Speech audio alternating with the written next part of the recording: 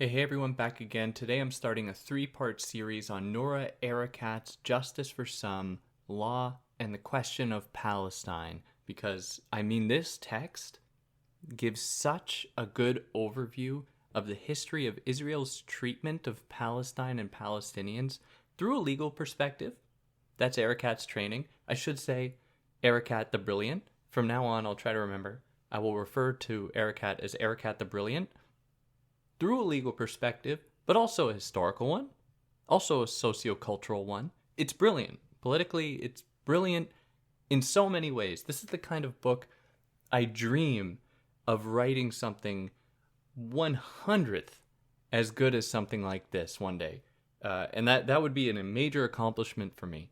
And so this book, I have taken so much time to try to capture the entirety of this book, and I'm going to try to convey it to you as best as I can, but I cannot do justice to this. I really recommend you purchase this book, you read it, you follow Noura Erakat in all of the work she is doing to try and end Israel's slaughter of Palestinians, which must end now. It should have ended months ago, and it must never happen again, which means holding Israel accountable for its repeated crimes against the Palestinians that the UN has now branded an extermination, and they must be held accountable for this, because this has to end now. Now, if you want to help in any other ways, I haven't really given any ways so far, consider contributing to some of the organizations I've listed below. Even if your money can go to save just one Palestinian, it is worth it. Please consider doing it. Please consider sharing Palestinian voices, Palestinian legal scholars, Palestinian political and poetic figures, because part of the project here is not only in opposing Israel's relentless slaughter of Palestinians, it is also about amplifying Palestinian culture and identity in the face of its systematic erasure by the Israeli authorities, military, and in many ways, its entire cultural apparatus. So as I said, this is going to be divided into three parts. The first part is going to cover the preface, the introduction, and chapter 1. The second part is going to cover chapters 3 and 4, and the final episode, the final part, is going to cover chapters 4 and 5.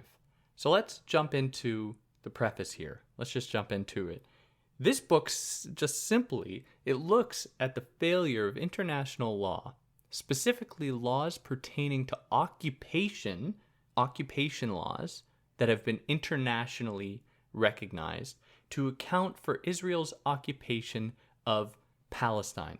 So really there's a simple thesis throughout the core of this book that Erakat the Brilliant gives us, and that is that law is almost no good on its own.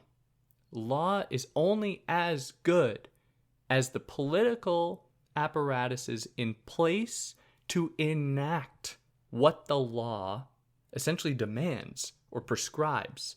This is why the UN and the International Court have zero power in the face of the world's hegemonic powers like the US and Israel, because as the UN and the ICJ, the International Court of Justice, and the International Criminal Court have repeatedly shown, these countries have committed so many war crimes, yet will never be held accountable for it because there is no apparatus to hold them accountable. Who and what should be put into place to make sure that the world's most violent, oppressive regimes can be held accountable?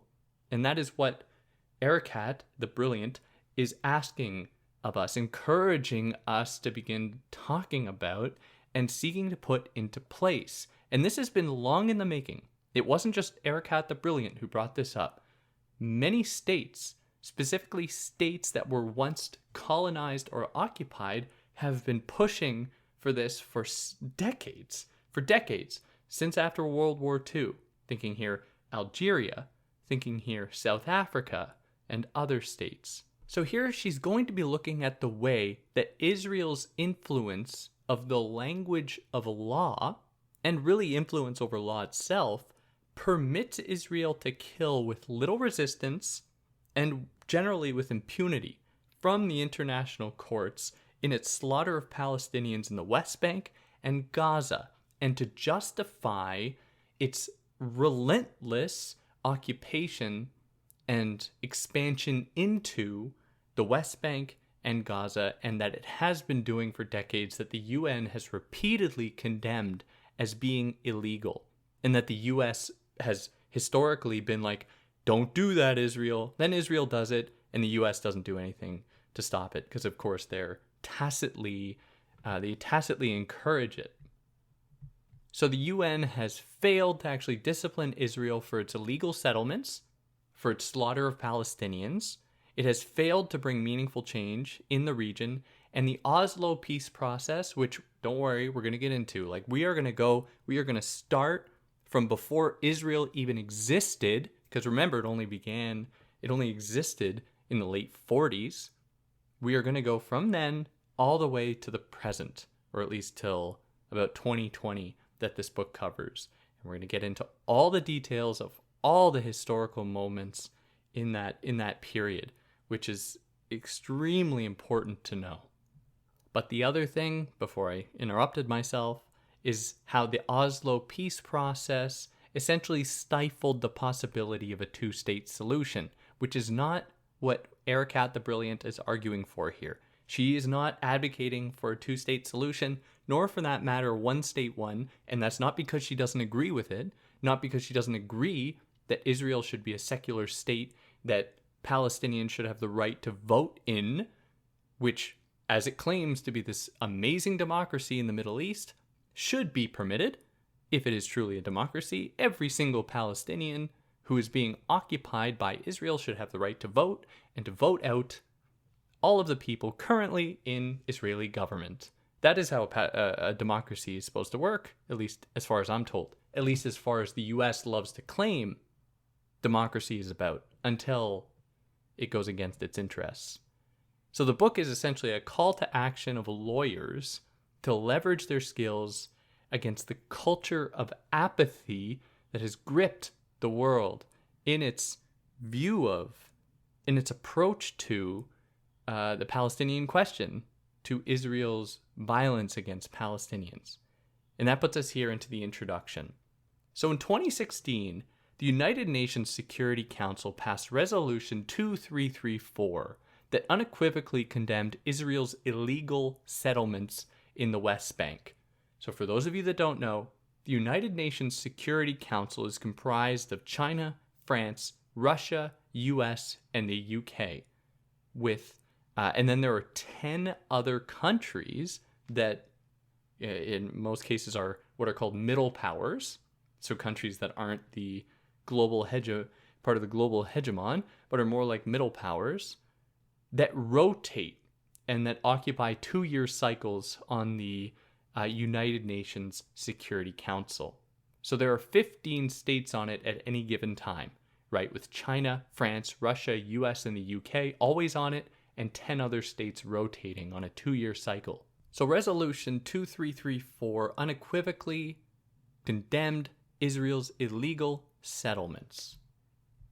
In the vote on this resolution, the United States abstained, which is often the United States has historically done this for anything that opposes Israel in any way. That is as far as they have historically gone. They would abstain from a vote, which pretty much signals to the world that whatever they're voting on is the just and correct thing. It is the morally right thing, but of course, the US's affiliation and allyship with Israel does not permit it to actually act upon its condemnation, which it has historically actually condemned Israel quite a few times, not like condemned in like the official sense, but has criticized Israel. Now, the US has a long history of shielding Israel.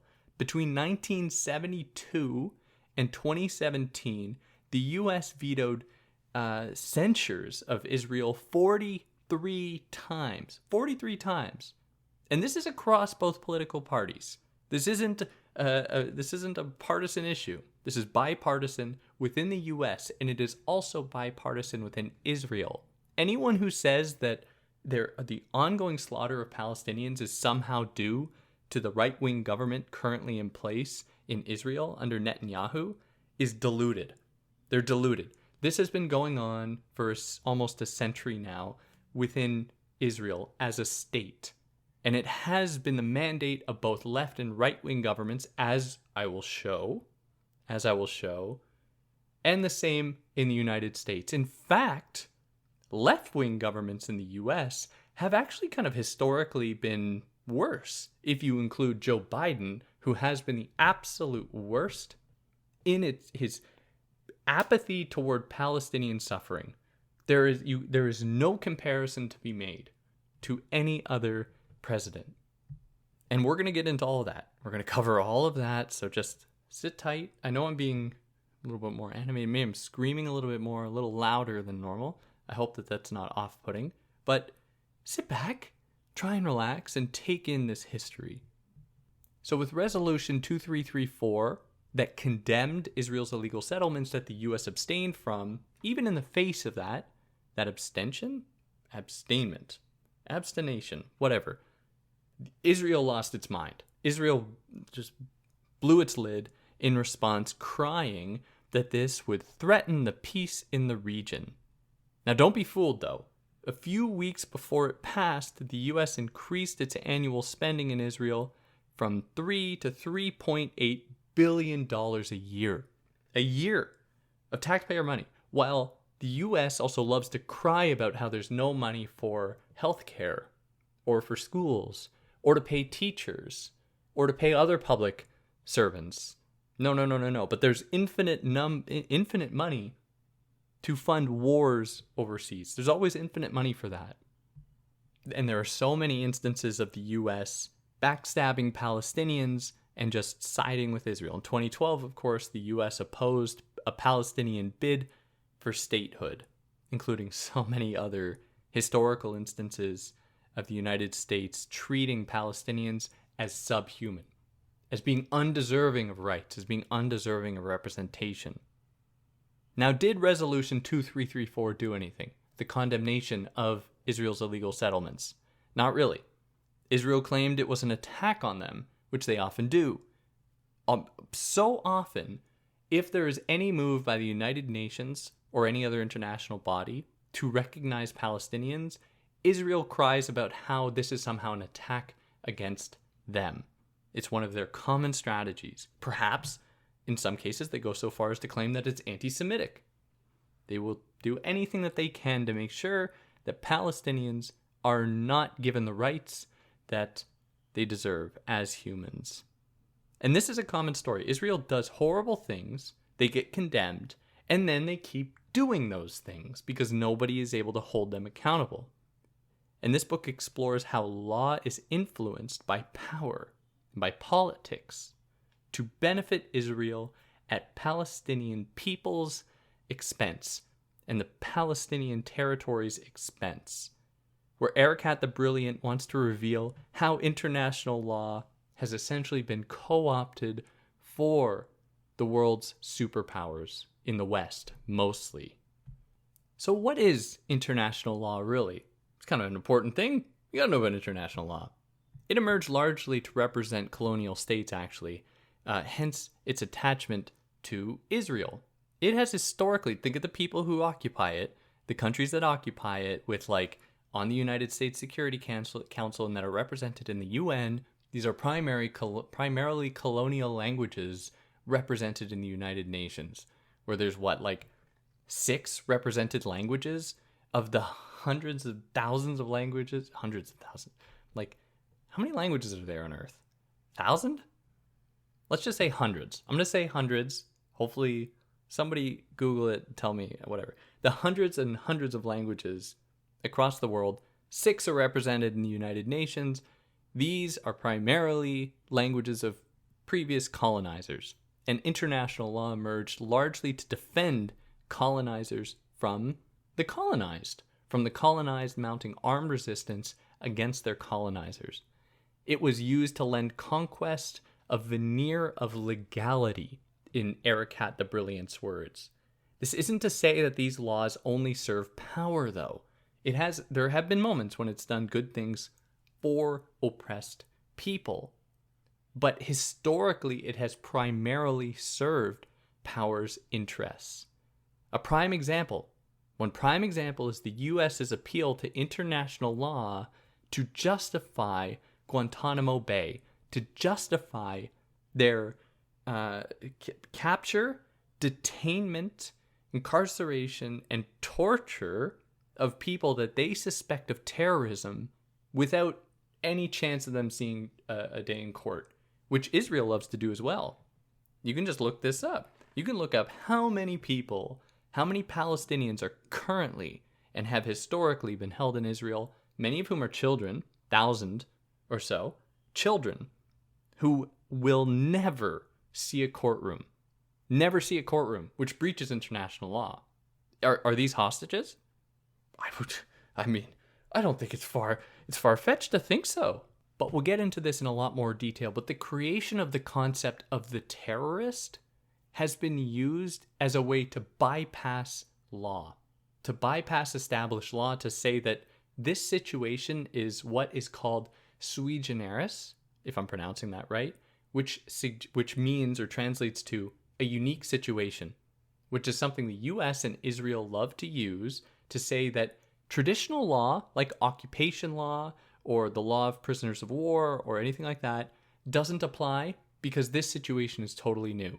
We're dealing with a totally new enemy, the terrorist, quote unquote terrorist, who can't be explained with traditional methods. So therefore, the US, Israel, and other nations are able to defend their reprehensible treatment and violence against these people that they deem to be terrorists. But again, international law has not only been in the service of power. There are so many cases of NGOs using international law or leveraging it for the benefit of the oppressed, as we will also see the PLO, the Palestinian Liberation Organization, under the leadership of Yasser Arafat. We're going to get into all of that.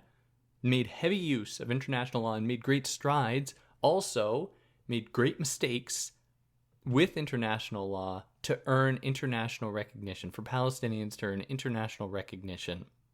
So powerful states, though, right? They lose their minds when people they oppress use their institutions against them, like the ICC, the International Court of Justice, or the International Criminal Court, or the International Court of Justice, which is what we see right now, where it has issued arrest warrants for the leader of Hamas and the leader of Israel, Netanyahu, to which Netanyahu said is just anti-Semitism, it's just a witch hunt, it's almost like blood libel, drawing upon all of the legitimate historical tropes, conspiracy theories that have been used against Jewish people, very legitimate, but using it to push forward their own ends, to consolidate their own power, and to continue their land grab in Palestine, and to keep murdering people with impunity. So what are some of the tricks? What are some of Israel's cute little tricks? One of its cute little tricks is that it justifies its occupation by saying that it isn't really occupying Palestine, because Palestine is not a state. So therefore, occupation law does not apply. But who's the one disallowing Palestine from becoming a state? The US and Israel primarily. So you see how that works? See what's going on there? Does that make sense? So of all the things, all the different measures that were put forward, it obviously signals that Resolution 2334, the one that condemned Israel's illegal settlements, it was not alone.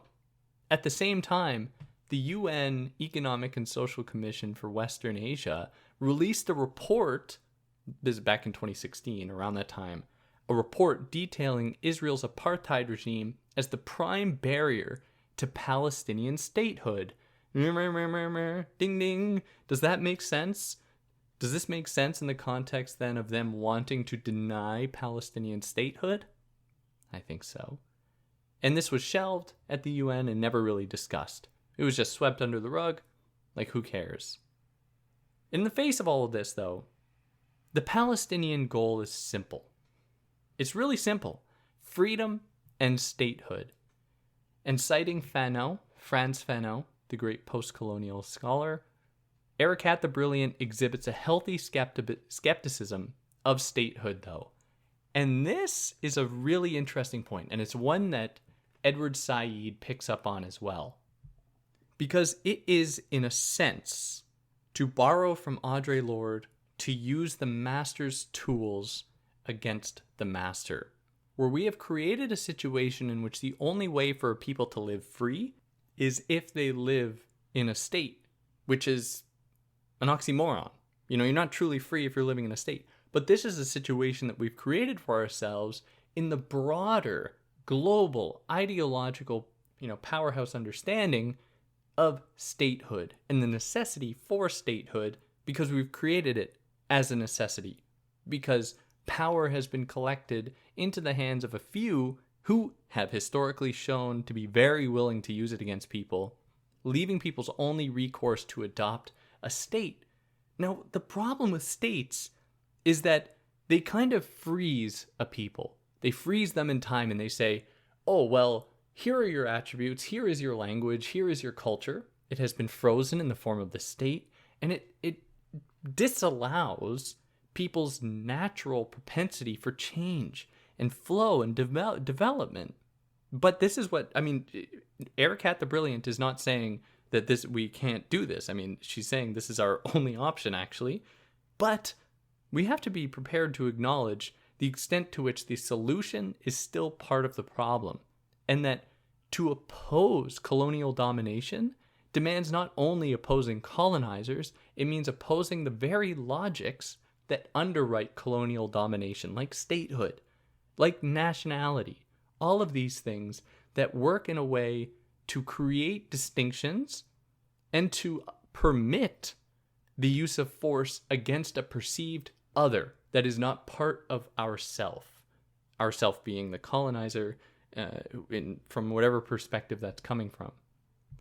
So Erakat the Brilliant encourages us to not just settle for statehood, but to also think past statehood, to imagine what should come next. And we're seeing it. And this is something that, urban scholars or anthropologists are thinking about now, where the idea of states is growing more and more obsolete. We are really becoming more city-centered, which demands a rethinking of this thing called states.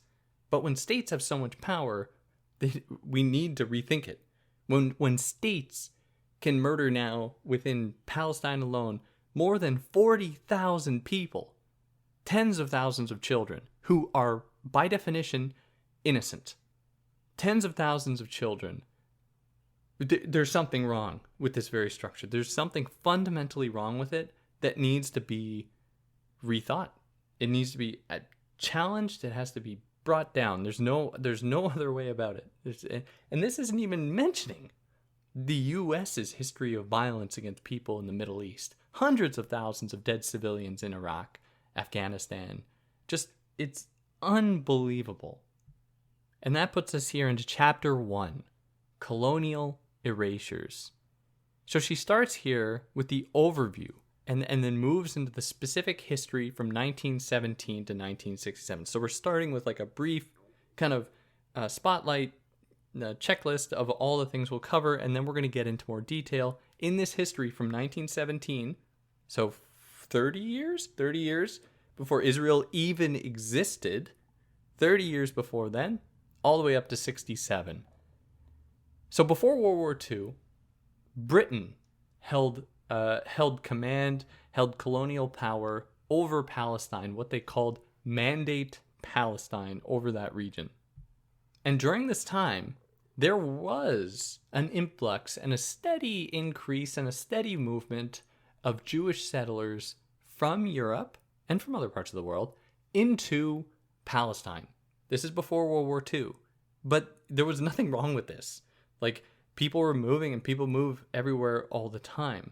And as King Abdullah comes to say, these people weren't necessarily the problem, even if they had Zionist aspirations. He doesn't love it, because they went there believing that that land was theirs, with total disregard for the Palestinians who lived there at the time, and in many cases, the Jews who were living there at the time, who didn't share European Jews' culture, language, identity at all. So the issue was not necessarily them moving, even though there were a bunch of problems with that. It was really what would then happen after World War II, with the influx of hundreds and hundreds of thousands of Jews from Europe into Palestine. But I don't mean to paint the pre-World War II period in Palestine as this rosy picture. Palestinians were under British occupation, which is obviously just, like, of course, Britain colonized most of the world. Like, and how they haven't been made to make reparations for most of this blows my mind. But maybe that's a conversation for another day, although it's totally relevant. Now, we talk about that now. Keep that right on the forefront of your minds. The other issue was that there were Zionist terrorist cells all throughout Palestine, intent on ridding the land of Palestinians to prime the world for the idea that this was a land without people, for, as the Zionist creed goes, a people without land, referring to European Jews. Now, in the face of Zionist violence, the British recognized that this was a problem, and the British were actually like, yeah, we're going to allow you to have self-governance here, because we see what's going on, and this is pretty messed up. And this is in the early 20th century. This is like 1917 into the 20s. The British were telling the Palestinians, we are going to give you the ability to self-govern because, we see that you're being victimized by Zionists here. And of course, the British backpedaled, and Palestinians then launched a series of strikes and riots in 1920, 1921, and 1929. Because their land was being steadily taken by Jewish settlers from Europe. And these Zionist settlers were not only victimizing Palestinians, they were actually going after the British as well, because the British, siding somewhat, I'm being very generous here, siding somewhat with the Palestinians, thought that Jewish settlements had to simmer down, they had to dial that back, because they were taking Palestinian land and victimizing Palestinians. And so the Zionist terrorist cells, obviously were going to then attack the British, as they did. There were repeated attacks on the British by Zionists, like who would eventually become an Israeli prime minister, Menahem Begin, who was a terrorist. The guy is recognized now as being a terrorist, who would then become, in the 70s, late 60s, leader of Israel. And that's allowed. It's interesting how some terrorists are allowed to become world leaders and some are branded as just terrorists. Now, all of this obviously intensified when Nazis took power, because Jewish immigration increased, and so did Palestinian resistance. And they held another general strike during World War II. And Jews were fleeing a horrible situation, even before World War II. Anti-Semitism in Europe was horrendous, and it largely continues to be. No one's denying that. And if there are people denying that, I in no way affiliate with them at all. Because I think it's friggin' important to criticize, to challenge the veritable rise in anti-Semitism. The way that historical conspiracy theories are being used against Jews, somehow equating all Jews with Zionist expansion, with the Zionist project, to suggest that it's part of Judaism, that Israel is committing this slaughter against Palestinians, when it has nothing to do with Judaism at all. And these people need to be challenged. They absolutely do. But so does Israel. So in response to this influx of Jewish immigration during World War II, the Palestinians held a general strike called the Great Revolt between 1936 and 1939. So, sorry, not totally during World War II, that would have been 38, but the Nazis rise to power. And in response, the British launched an investigation and came up with what was called the Peel Report for Lord Peel, who held power at the time, that called for partition. And the friggin' British, God, I normally swear a lot more in my life. I don't know, many of you probably don't know that. I swear a lot. So I'm just going to go with friggin'.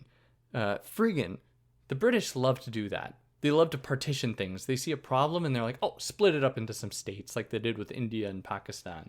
Just cleaving up states. They don't care, but they're just splitting people apart, creating conflict largely through their own occupation and colonization.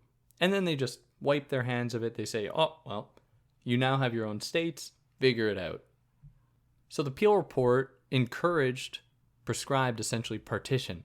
But both Arabs and Jews in Palestine refused the suggestion because Palestinians wanted all the land that was theirs, like rightfully theirs, and Zionists wanted more than what the partition was asking for or was prescribing that they take.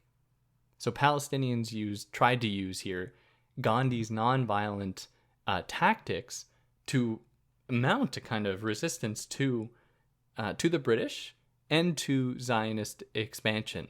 And this is a common theme throughout the Palestinian struggle, where armed resistance comprises the minority of cases of Palestinian resistance to Israel and to Britain. Armed resistance is a sliver. It's the tiniest fraction of all of the resistance that they've mounted. But you don't hear about that. You don't hear about that because it doesn't fit within the U.S.-Israel narrative in branding Palestinians as these blood-hungry terrorists intent on just murdering people, anyone that they see. So these revolts lasted until 1939. And in 1939, the British were under pressure to repress these revolts because they were intense. They were largely nonviolent, but they were intense. And in response, Britain published what it called its White Paper in 1939, calling for an intense restriction of Jewish colonization in the region because they were siding somewhat with the Palestinians. Again, they were a colonizer. We aren't celebrating them here.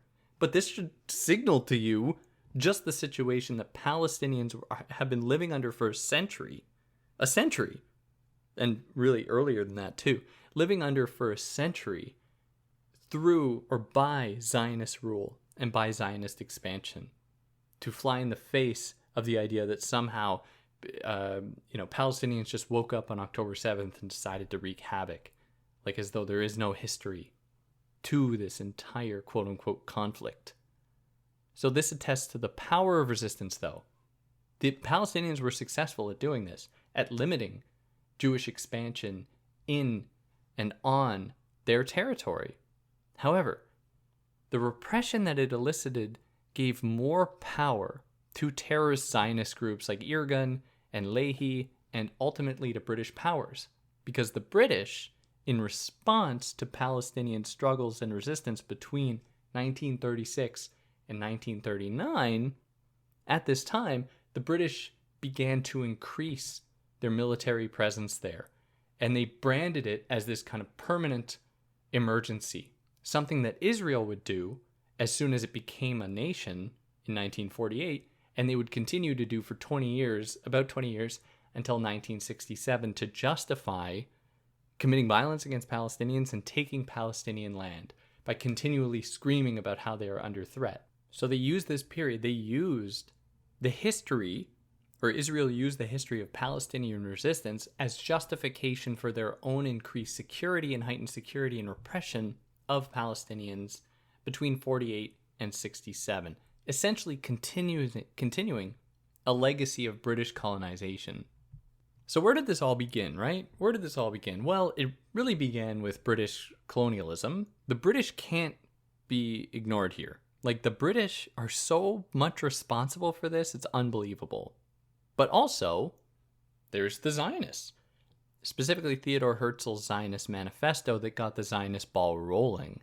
Herzl believed, following the Dreyfus Affair, so the Dreyfus Affair was a horrendous display of anti-Semitism in which a French officer was accused of being a spy for Germany, and like, it was just blatant anti-Semitism that resulted in Dreyfus being essentially incarcerated. So Herzl believed, after witnessing the Dreyfus Affair, that Jews could not assimilate into European society. So he took on the task of homogenizing all Jews, saying they're just all the same, and they all have one dream, and that dream is to go to Palestine. And of course, That is to commit such a violence against Jews in Europe. Like, such a violence. And Hannah Arendt has written about this so much, to say that the Zionist dream has essentially victimized Jews. It victimized Jews first in reducing them to this one Zionist dream of returning to Palestine. Many Jews, when they actually had to go to Palestine because they were shipped out of there by the Nazis in their collaboration with Zionists in the early days of the Nazi Party, working with Zionists to concentrate Jews and deport many of them.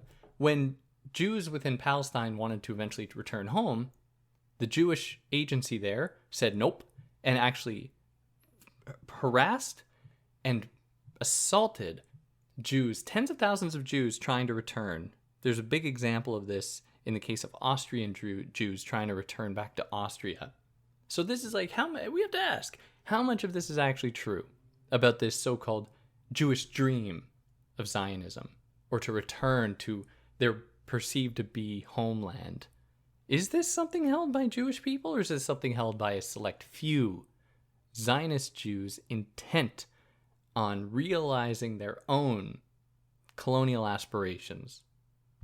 Now, in Herzl's words, Herzl believed that colonization was necessary to oppose what he called, quote-unquote, Asian barbarism. And this would be echoed a few years later, because Herzl was writing in the late 19th century. In 1917, under Lord Balfour's power, so we have what is called the Balfour Declaration, in which Balfour essentially called for Jewish settlement within Palestine, where, in his words, Zionism is of far profounder import than the desires and prejudices of 700,000 Arabs. Which is to say, this is just colonization. It's just straight up colonization. That is all it is. It is to say, the people living there are less important than the people who want to be there. Now, Britain was largely in agreement with Herzl. Britain wanted to command that land for the trade purposes and to avoid French expansion. That is a crucial territory for trade for Europe and the West, and it has been for a long time. Its connection to the Suez Canal, which doesn't directly connect, obviously, doesn't directly connect with Palestine. It's more south of it, but it's still it's unbelievably important trade route, and historically has been for Europe and for the West. Now, this combat with the French, if you want more on this, you got to check out Edward Said's Orientalism, which I've covered here. A book I will probably at some point do again, because I've learned a lot more since doing it. And I understand now the urgency. And I understand now, which reflects very poorly on me, and something I'm very willing to acknowledge and say that I must atone for this. But in it, Said recounts the battle between the British and the French in their different forms of colonization of the Middle East, of the Arabic-speaking world, their different brands of Orientalism. Now, when the British took over, they essentially forced Palestinians to adopt their way of life in a lot of ways, adopt their language, adopt their university systems, to adopt everything else, which is a clever tactic. It's a very common tactic by colonial regimes. There are several cases in which Palestinians were trying to appeal to the British by saying, like, look, we have advanced degrees. Many of us are university educated, which flies in the face of the Zionist narrative that these people were uneducated or somehow couldn't work the land or somehow were non-existent. Many Palestinians trying to appeal to their colonizers because people are forced to, otherwise they die. That is the stakes here. Those are the stakes. You die if you do not adhere to the colonizer's way of life. Many were forced to be like, hey, we're really educated, we're really smart as per your own standards. And still the British were like, no, this is our territory now.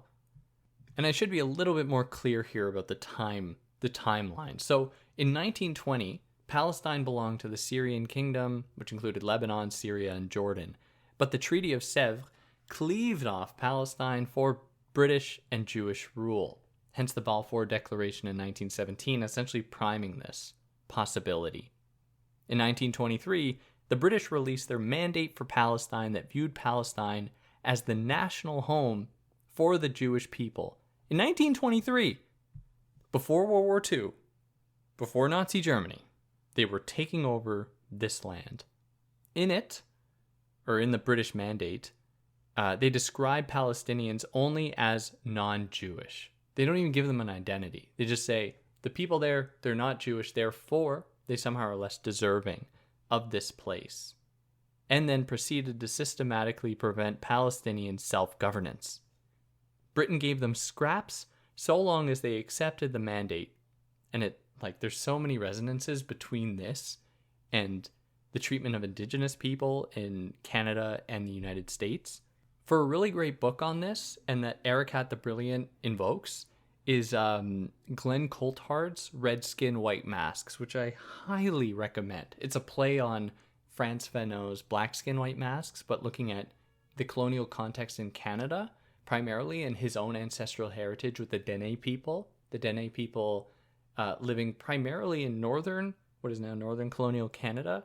And in this book, he looks at the various ways in which colonial regimes force colonized people to adopt their ways of life and to permit a certain amount of quote-unquote freedom to provide the veneer of having autonomy. So, for example, the Canadian government loves recognition. This is the entire core of Coulthard's book. They love recognition. They love to say, oh, Indigenous people, you can practice your own culture, you can practice your own identity, but you can't have real sovereignty. You can't have real control over the resources on your land. Water? Pfft, that's not yours. It's Canadian states. Don't worry about that. Don't worry about it. But we see this on full display in all colonial regimes in their treatment of colonized people. So a little bit more detail now, because we're moving through this in a little bit more detail. In 1936, as I mentioned before, Palestinians launched their Great Revolt in opposition to the British Mandate and Zionist colonization. In response, the British imposed martial law, which Israel would keep in place all the way till this day, essentially under occupation. They arrested more people than they could. The British did. And they essentially limited Palestinian movement and killed with impunity and killed very often. It was just total martial law. It was just a total colonial police state. It is estimated that British forces killed 10% of adult men. 10%! What? It's unbelievable. Imagine if that happened in any other context. But in the case of Palestinians, nobody bats an eye. No one cares. Obviously, people care. The people there care. Noura Erakat cares. Obviously. But as far as the overall international community at the time, and for many decades, didn't care. And in response to the carnage, the 1939 White Paper sought to curtail Jewish immigration and the partition plan, to put in place the partition plan. In response, though, Zionist terrorists attacked the British and Palestinians, and in the end, the White Paper had little effect. Then comes the Holocaust, which is when we see the greatest influx of Jewish settlers from Europe into Palestine. Now, at this time, there were calls by many Western nations, including the U.S., for Jews to move to Palestine without opening their own doors for victimized Jews, of course. No. After World War II, the U.S. put extreme restrictions on Jewish immigration to the U.S. because of their own anti-Semitism, which no one likes to talk about, right? Because it's just Arabs are anti-Semitic. No one can mention how the U.S. denied Jews entry, instead shipping them to Palestine where it wouldn't be their problem. This is anti-Semitism on full display. The anti-Semitism that is at the core of the United States. So Israel would be born in 1948 with almost zero attention paid to its native people. Jews got a state, while Palestinians were thrown from their homes, thrown from their country, many of whom had to take refuge in Lebanon, Syria, Egypt, many of whom are still there now, or their descendants are still there in these diasporic communities now outside of historic Palestine. And at the time, just after World War II, or when Israel was formed in 1948, Jews comprised 30% of the population, but were given 55% of the land. a complete capture, a complete thievery of Palestinian land. And still, Zionists weren't happy. They wanted more. Of course they wanted more, and took up arms to get it. And so was born there's two different plans. There was the Gimel plan and the Dalet plan, or Dalet. With Ben-Gurion's help, David Ben-Gurion was the first prime minister of Israel, helped to assault Palestinians. As Noura Erakat writes, targets were to include clubs, cafes, meetings, assemblies, and the like, to target civilian places, to target civilians. This was their goal, and it was the goal of the Zionist terrorists before World War II in Mandate Palestine. They were murdering civilians, like the Deir Yassin massacre. There are so many examples of this, and you don't really hear about it very much. This isn't a history that is told very often. It's not part of the standard high school curriculum in the West. These terrorists would orchestrate the Deir Yassin massacre of 100 unarmed Palestinians.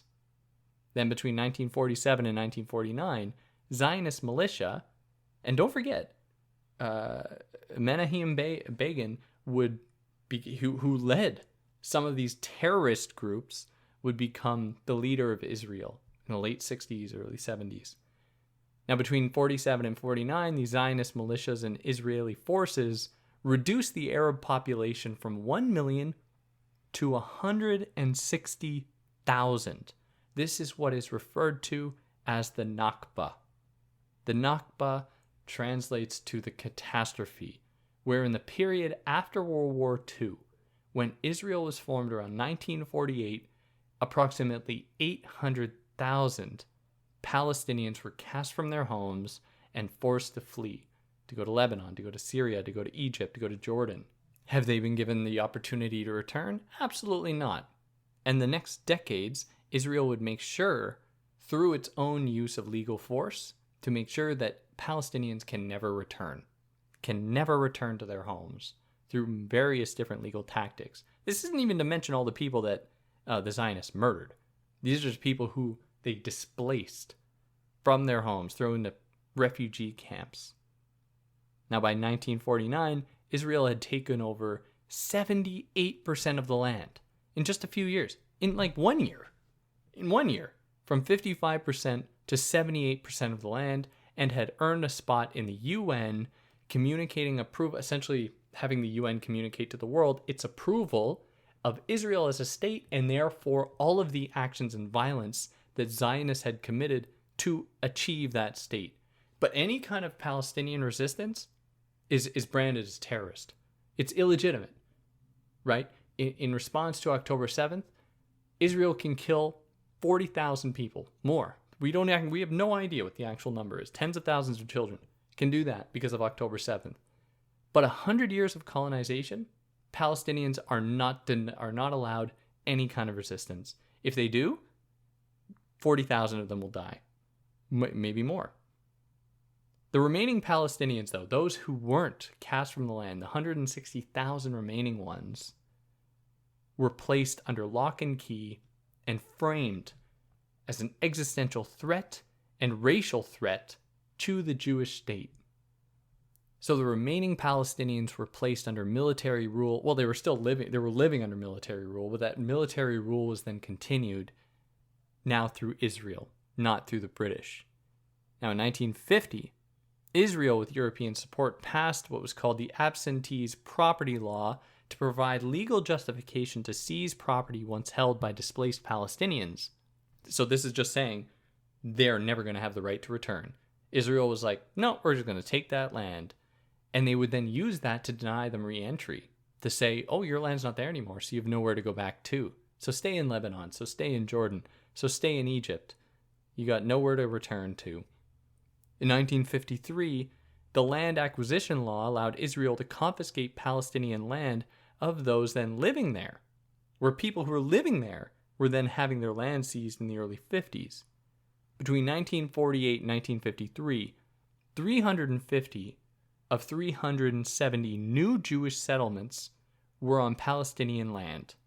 So they, by this point, had taken over 78% of the land, at least by 1949. Then by 1953, they had set up 350 settlements on the remaining Palestinian land. Now, between 1948 and 1960, 3,000 to 5,000 Palestinians were murdered as they tried to return home. And the IDF would give out IDs to tell acceptable from unacceptable Palestinians. They were being branded, essentially, because we all know how that turned out in Nazi Germany. It's really haunting to see the resonances between the treatment of Jews under Nazi Germany and those treated, the way that Israel treats Palestinians. Very haunting to see the similarities, to ghettoize them, to render them refugees, to put them in essentially refugee concentration camps, to give them ID cards to be able to tell which ones are allowed there and which ones are not, to restrict their movement, to brand them all as a threat, to make them susceptible to just endless terror by this regime. But all that, still not enough. Of course it wasn't enough.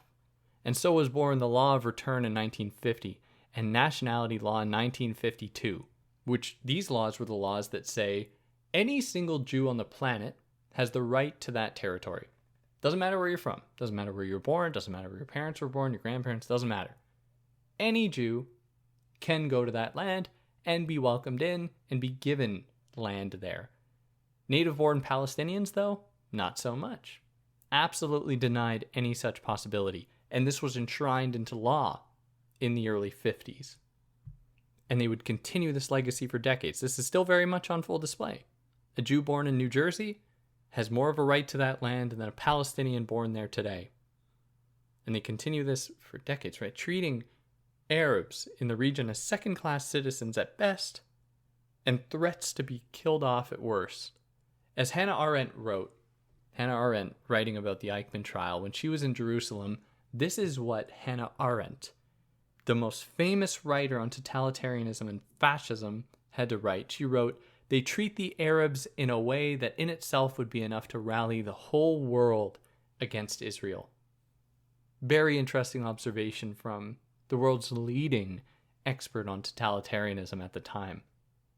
And yeah, that is going to put us then in chapter 2, which we'll cover along with chapter 3 next time. And this is going to focus, chapter 2 is going to focus on the period from 1967 to 1973. But yeah, I hope that this was informative. I hope that you're able to continue along. I think it's really important. And I think that Erakat the Brilliant provides just an amazing overview here. And we haven't even begun to scratch the surface. We're going to get into so much more of this. I hope that I'm able to keep you here. And yeah, on that note, if there's anything I got wrong or anything I excluded, I'd love to hear about it. You can leave it in the comments. If you like what I did, you can share, getting this word out. For any time you share me, though, make sure you share 25 Palestinians. It's so important to amplify Palestinians right now. And yeah, on that note, take care.